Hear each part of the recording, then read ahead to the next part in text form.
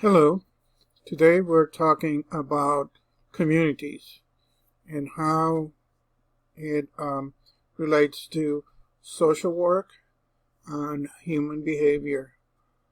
Um, let's start with a definition of community. Um, if you go through the case studies, we have two types of communities.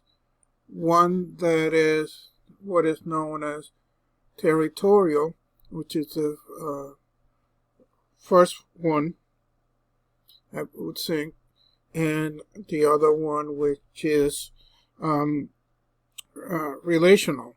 Now, there you could have both a community be territorial and also relational. You know, relational involves people with a shared interest, which it could be family, but it doesn't have to be family as long as you have a shared interest. Um, so, like I said, there are two different communities as your case studies. One is rural and the other one is online. As you would imagine, especially now that because of the pandemic, we have a lot of communities that are online. We either communicate online. So community, let's just read a standard definition. People bound either by geography or by webs of communication, sharing common ties and interacting with one another. So we hear the term, having a sense of community, for instance, or a sense of community, right?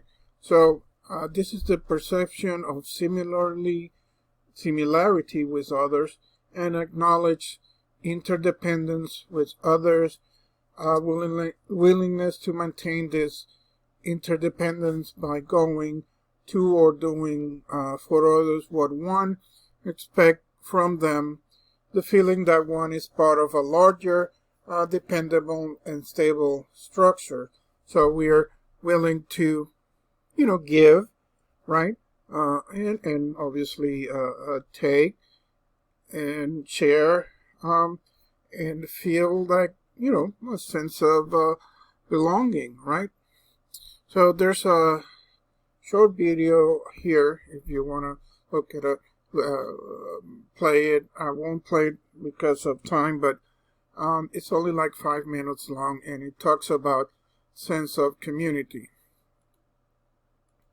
Moving along. So from the community sociology literature, community is linked by geography and webs of communication, common ties and interactions. Sorry. From the community psychological literature, similarity to others, interdependence, mutual exchange to fulfill needs, sense of belonging. So, I would say that the community is a mixture of all of this, right? So, community and context, the academic context, provide a formal definition of community as people bound either by geography or webs of communication. Well, we said that already. So, people that share, it could be ties with custom, religion, place of origin, etc. A technological context, assert that each development in communication, transportation, technology loosen the geographic dependence somewhat and leads to more transitional communities. Well, yeah, with technology, we can have, communication with people around the street or around the world, So it expands our reach, for either a sense of belonging or information, a give and take, etc. From the social work context, community, we are obviously, as social worker, are interested in the community practice, how the community as a whole can work together and, have an impact on the economy, cultural globalization, either we want to develop, we want to promote social equality, but, we know that in many cases, even especially now, there's maybe social inequality due to, people losing their jobs and, all the other things that were caused directly or indirectly by the pandemic. We have people immigrating, social welfare, all of those, trying to, really the goal of reaching a status of social justice that would be, optimal. I don't think we're ever going to stop, reaching for that. Okay, so technology and social networks, social media, we have, you may have good connection with people you probably seen, on video, but not, maybe never met them face to face. They're not necessarily going to be family, you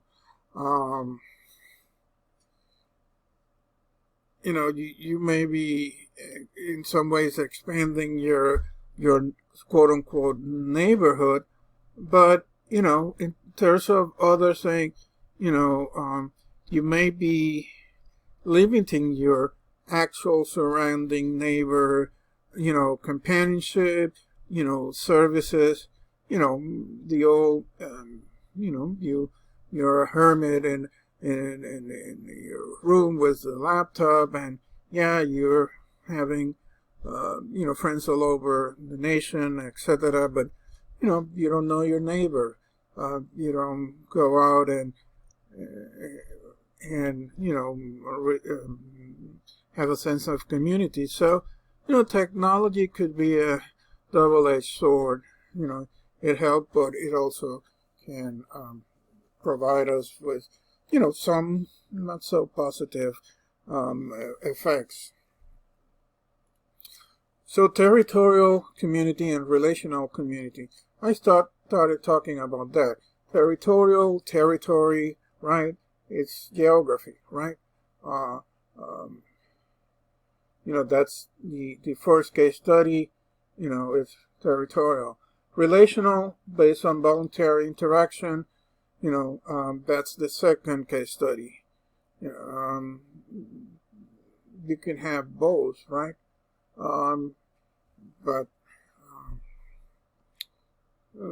think we mentioned that, Social workers and communities, our history. So remember in your maybe introduction or the history of social work, we have the movement from the rural areas, the farm workers, the farmers, who moved to the city where, industrialization was happening, and we have those settlement houses. That's actually, obviously in community focus, how, either you had those settlement houses that on purpose were the people who actually lived there were, even though they might have been, racially segregated, it did happen, but in other ways it was diverse in maybe education. So that the idea was that, if you had somebody, I don't know, maybe, who was good with health issues, right? Can help the others, and somebody had, more ability to do handy stuff, so, it could sort of complement each other. It wasn't until much later then, people of different races were, able to, live in the same settlements, houses. There was mostly at the time, segregation. Social casework approach. We have this approach that we don't only look at the individual and the family, we look at the community. So I don't have to tell you that, the role, the very important role that, the community plays, the role that community plays in social work. 3 peak periods of intense social work enters in the community in the U.S. Progressive era at the turn of the 20th century. Yeah, part of that was, this movement from the rural areas to the more industrialized cities. Depression years in the 1930s. Yes, things were scarce, and community needed to work together.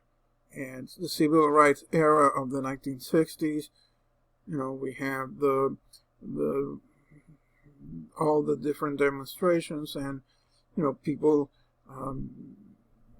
of different ethnic and racial backgrounds stood with the pioneers of the civil rights movement and march, and it was communal approach. You can argue that in the same way, the people opposed to civil rights were also in a community of their own, doing all the things that, we don't want to talk, but we still see all the time happening.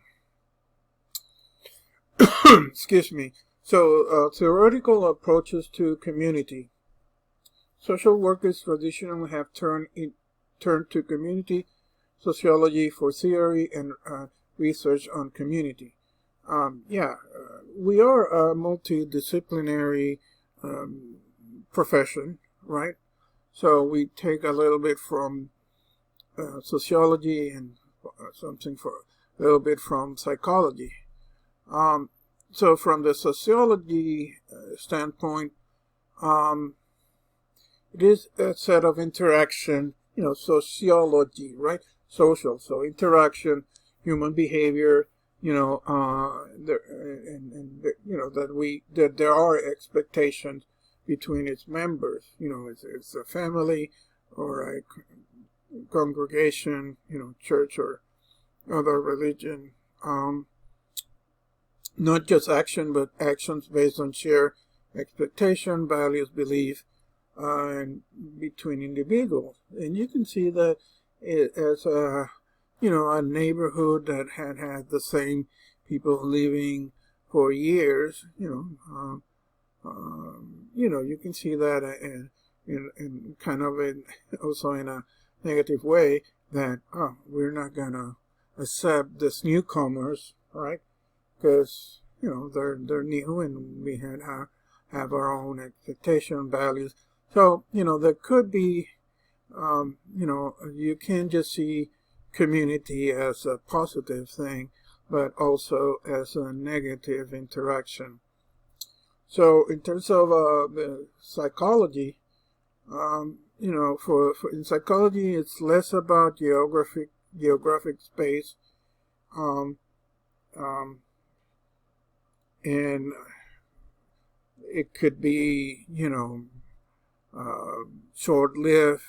It could be for a certain time, with either, economic instances, like now with the pandemic, if people lose their job, or in other eras or other times where some factories were going either to, moving outside of the U.S. or just closed because of whatever the reason, you have communities,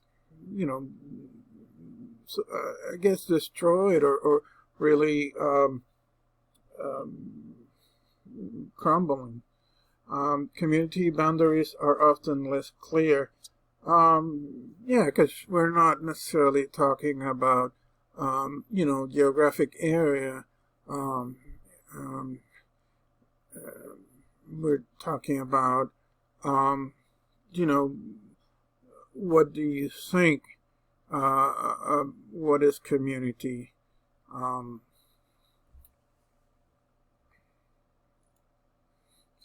So, contrasting type approach, the Gemeinschaft, community relationships are personal and traditional. The Gesellschaft, society relationships are interpersonal and contractual. So, relations are impersonal and contractual. It could be that you have a relationship at work, and it may stay that way, right? As opposed to this community that, these relations are personal and tradition. It could be tradition because of, your religion. You go to the same church, you have picnics, you do all of those activities together. I'm gonna, just for time, I'm gonna suggest this video to really understand the difference between these two. You can see that this is the one that is, may I remind you, community, and the other one is more society. So this is community, this is society. So you see strong identification with the community, little identification with community, and so on. You can go, like I said, I recommend this video here. Contrasting type approach. There's three contrasting types of community. Community loss.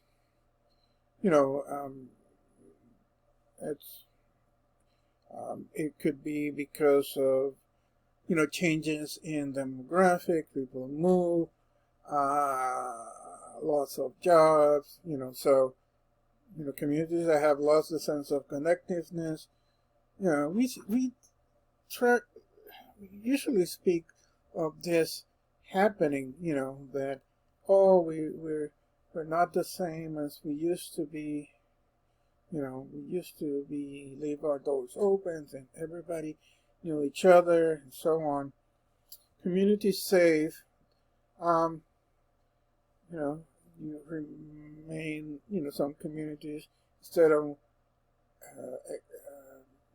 try to regain and maintain their connectiveness, social support. People trying to say, well, this used to be a whatever neighborhood, ethnic or racial. So, and then you start, okay, let's have this cultural activities, and then you have I don't know, a parade or an arts and craft fair. So you start promoting the sense of community and identity. Community liberated, community that are loosely knit, and clear boundaries, and a great deal of heterogeneity. Well, so this seems to be, communities where, people can go in and, they're not tightly knit, but, there's loosely knit, meaning that, some sort of a sense of community, sense of belonging is still there. It's not extreme, but there's liberated means that I guess there diversity in whatever way it's sort of accepted and is there. So 4 elements of communities: contact, range, intimacy, and intermediate kinship/friendship. So contact, it is what it sounds like, contact, and how much contact you actually have. The range, size, and heterogeneity of the community membership, range, and so this spectrum, right? Intimacy, well, the how you want to be among the members. You want to see them. You want to be with them. Do stuff, and you don't feel any like, oh, I don't want to be with that person. I don't want to. Immediate kinship and friendship, proportion of the community composed of immediate kin, parents, adult children, versus friends. So these are all components of elements of a community. The contact, the range. You can say, well, it's not really. They're all the same. They're not heterogeneous. They're all of the same rate. That doesn't make it bad, but there's 4 elements, and they're all mostly family as opposed to friends. So those are ways to either describe or a community. Spatial arrangements approach. So space. So sometimes we have the urban areas, we have the suburbs, etc. And we see a lot of some differences. Could be, for instance, that in a very urban area, and I don't mean poor, I mean urban, okay?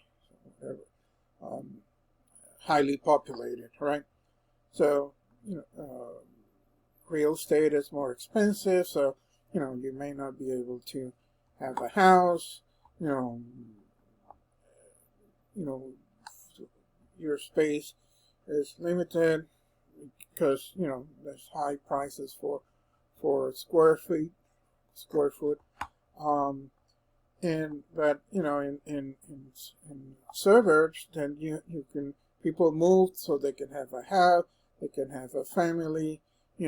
Sometimes in the urban areas, people don't have cars, not because they can't afford it, but they don't need them, or it's too expensive to have a car because of parking. So there's different arrangements. Things in urban, I'm thinking, you just walk to the store to get groceries, as opposed to in a suburb. So you have to drive your car. In urban areas, you may get subways, some other ways of transportation, and it's a different feel. It's a different sort of speed or rhythm and all of those things. Should say, here's the term social construction or social constructivism. Yes, you tend to learn from your experience, from your community, and you get as an example, you get that New York sort of way of treating people, right? Because it's a busy city, right?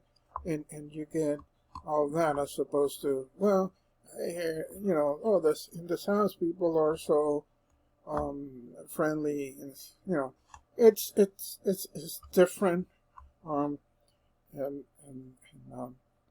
it's part of this social constructivism. Um, let's see, Geographic Information System, or GIS. This is a computer technology to doing maps, but you can also, you know, color different areas with, you know, either, you know, income brackets or age, so you get a different, you see a different arrangement. You know, it could be political, it could be economic, it could be racial, ethnic, you know, and you see that all the time here. You see, by, you know, we're still living in a somewhat, if not totally, well, maybe I shouldn't use the word totally, segregated society. Okay, how am I doing? I already passed my time, but, you know, so social system approach. So, you know, as a community culture, you know, language, um, you know, common knowledge, community structure, you know, network of relationship, institution, economic factors, politics. So there are horizontal linkage, interaction with other members of the community, and vertical linkage, interaction with individuals and systems outside of the community. So you move, you know, outside of the community. So those are, you know, part of this system approach. You can, you know, view it from inside, you know, interaction, and seen from outside the community. Social capital is another way of part of this social system approach. So, you know, social capital is, you know, basically, you know, who do you know? Who do you interact? Do you have a lot of social capital, meaning, you know, so that's, I guess you can call bonding social capital. You know, looking inwards for, you know, friendship, loyalty, etc. Bridging social capital, this is when you look outside. So one is more inward and the other one is more outward. But, you know, you're looking for this social capital that is, you know, people, it's the people you know, the connections, you know, people that can help you, etc. So where does technology fit in? Well, we probably have heard of many, many cases where, you know, technology, either by the way of support groups, by having information the tip of your fingers or the mouse, right? And I'm talking about the, not your mouse as in MOUSE, you know, with a click. You know, you want to learn something, you can go to YouTube and learn it, or join a group. So, but also, you know, the more time you spend, you know, on the internet or on your phones, you know, the less you may interact with your neighbors, people next to you, etc. Social capital approach. I mentioned already social capital, you know, how you, that's, you know, the more social capital, it's the more, you know, support you get from your community, you know, high levels of civic engagement, you know, you have a good social network, you know, etc.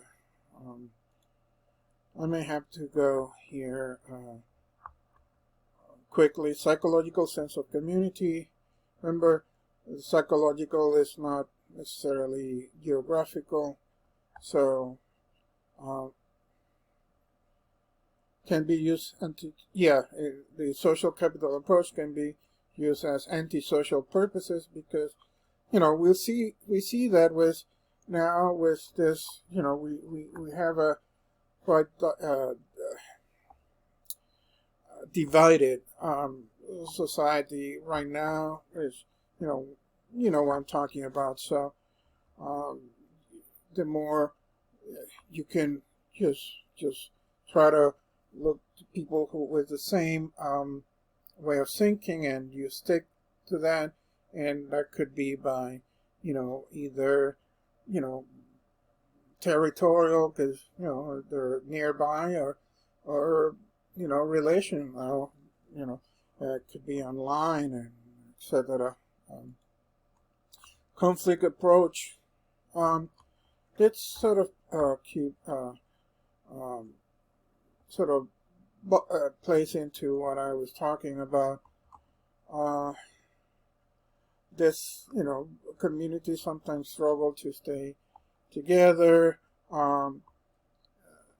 There's always going to be people, even in the same family, who have different ideas. So, if there's unequal power among groups, you can see how, social workers have their work cut out for them, because, somebody could be,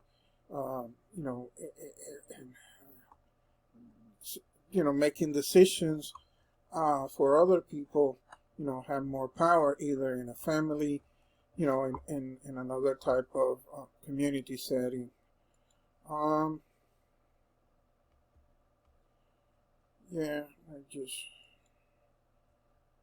So, there's the community context or practice, target of practice. You can, the role can be, for a social worker, could be as a therapist, individual family education, or, as an organizer, activist, broker, educator. And obviously all of those help with, developing positive aspect of community. I'm already gone over time. One thing I'm going to tell you is that you can also, I'm not going to say or suggest it as an alternative, but I think it's a good idea. If you want to go through the whole PowerPoint, I did it to give it a try, and I've done it for almost every chapter. I think it's worth to sort of have your PowerPoint open and then play the podcast. There's a podcast for every single chapter.